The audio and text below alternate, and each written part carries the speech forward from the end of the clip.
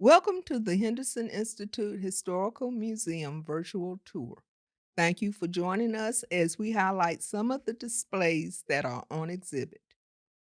From its founding in 1886 until school integration in 1970, Henderson Institute was the only secondary school in Vance County open to African Americans. The institute was established as the Henderson Normal and Industrial Institute by the Freedmen's Board of the Presbyterian Church of the North. Normal schools prepared students to become teachers, and industrial schools trained students in trades. The library and laboratory building is the only remaining building from the Institute's original campus. The school's Alumni Association restored it and now owns it.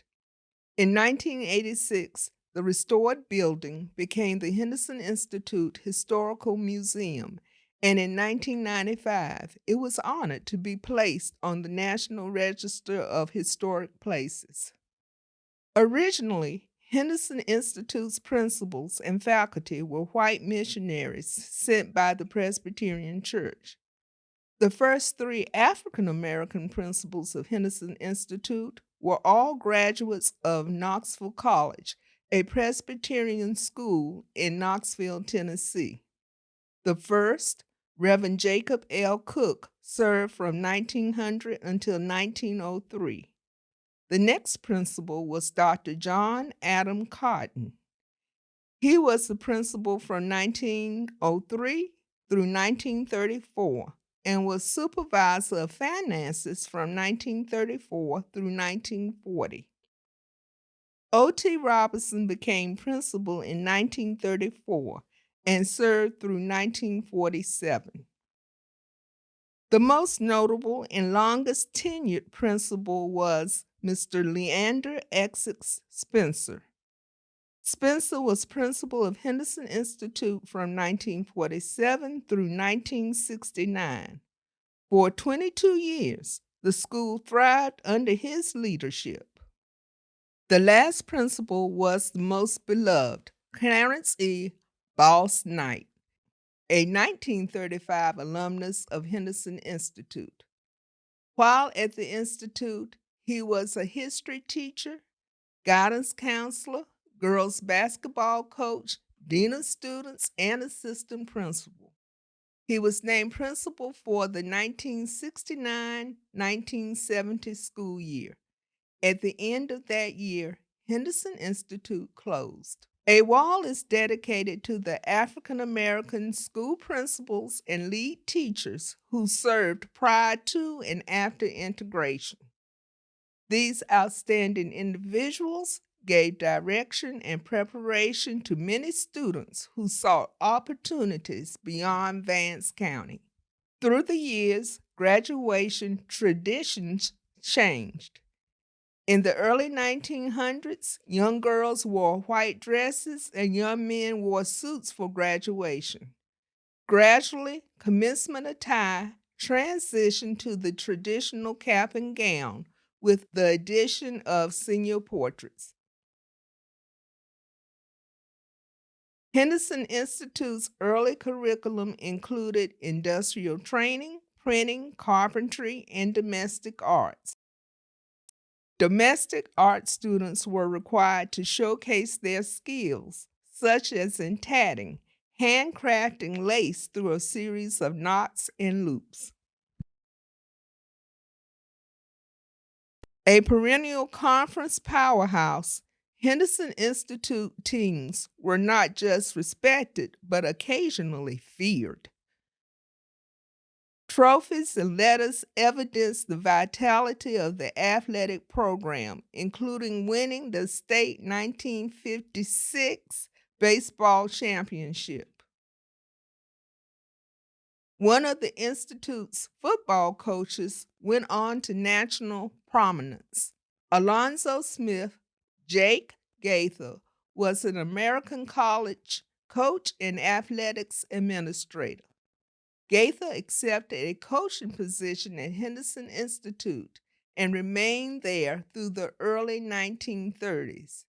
In 1937, he became assistant coach at Florida A&M in Tallahassee, Florida, where he would serve as head football coach for 25 years while compiling an impressive 84% winning record. The Veterans Wall honors Henderson Institute graduates who served their nation in all branches of the military from the Spanish-American War through the Vietnam era. The earliest graduate was Hunter Hawkins, who in 1898 enlisted in the Army during the Spanish-American War. However, the most notable veteran was Brigadier General Charles Brandon Charlie Jiggets, whose distinguished career spanned World War II through the post-Vietnam era. A 1943 graduate of Henderson Institute, Jiggets enlisted in the U.S. Army in 1944 and was honorably discharged in 1946.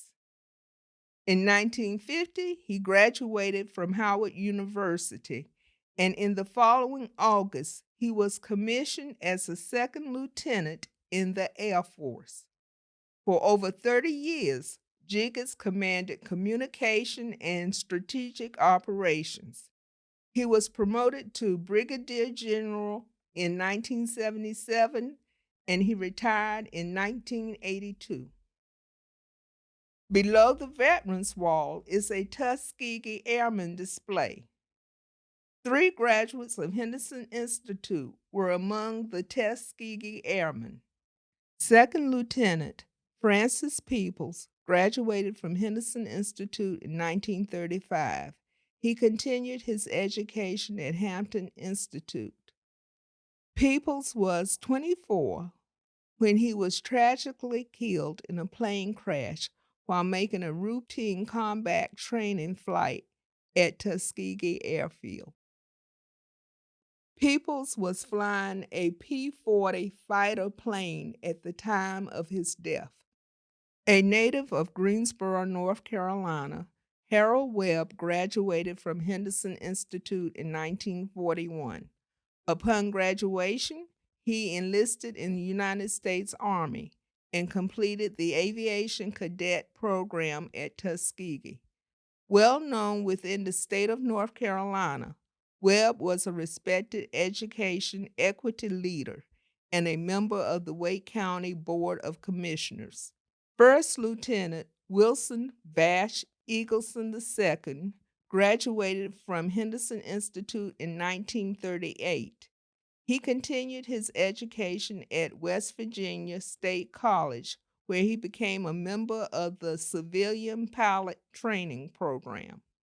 He entered the Army in 1942, and after graduating from the training at the Tuskegee Airfield, he was commissioned as First Lieutenant. Beside the Veterans Wall stands a display case showing a Trans World Airline pilot jacket and pin belonging to Kemp Talley Jr., a 1956 graduate of Henderson Institute. Talley received pilot training in the Air Force and went on to be one of the first African American commercial plane pilots. Graduates from Henderson Institute have also distinguished themselves in the entertainment industry. A 1960 graduate of Henderson Institute, Orlando Smith, was a TV writer, stage manager, and director. Smith came to recognition as the director of the CBS TV series The Jeffersons. He was a director and stage manager for All in the Family, 227, and The Richard Pryor Show. Among the elite of the rhythm and blues singers, Gerald Alston has withstood the test of time and has remained at the top of his field. He graduated from Henderson Institute in 1970. By chance, the Manhattans were performing locally, needed a sound system, and borrowed Alston's band's system. They heard Austin singing as he was performing a sound check, and that was the beginning of a career that has spanned over 50 years. Austin is the only surviving member of the 1970s Manhattans. Lessons learned at Henderson Institute encouraged many students to write and tell their stories. One of these students was Ruth Hawkins Hughes. A native of Henderson and a 1931 graduate of Henderson Institute, Hughes taught in Vance County for 40 years. In 1998, her lifetime dream came true. She published her History of Vance County, Contributions of Vance County People of Color, a book of pictures, history, and recollections. The need for a hospital for people of color in Vance County was realized by Dr. Cotton, principal of Henderson Institute, when a student died from appendicitis. The nearest hospital was 40 miles away. Dr. Cotton donated land for a hospital across the street from the Institute and persuaded the women's missionaries of the Presbyterian Church of the North to support the building of a hospital. This was in 1911 through 1912 during the Presbyterian Jubilee movement. The hospital was named Jubilee. By the mid 1950s, it was evident that the original building was inadequate for modern standards. In 1959, a new Jubilee was built. A coffee urn from the original Jubilee was donated to the museum. Although the museum is historical, it is very much in the present and strives to be relevant in the community. It is a member of the Henderson Vance Chamber of Commerce and is a lifetime member of the NAACP. Finally, the museum was honored to have been the subject of an article in Our State magazine, August 2001. The article concluded that Henderson Institute Historical Museum is a place where those who learned the value of education can remember, and those who have never known can learn. Thank you for virtually touring the museum. Only a few of the exhibits have been presented. Please visit in person so that we can share with you our memories of Henderson Institute.